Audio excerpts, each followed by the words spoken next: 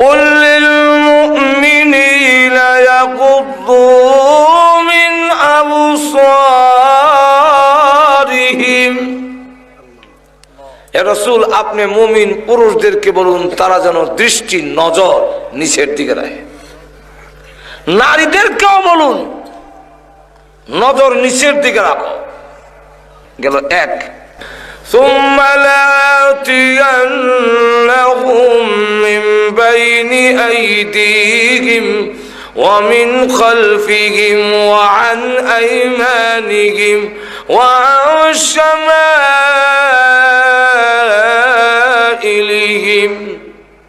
শয়তান সামনে পিছনে যাইনি বামে চতুর্দিকে জাল হত্যা তোমার জাহান্নামে না নিয়ে ছাড়তাম না।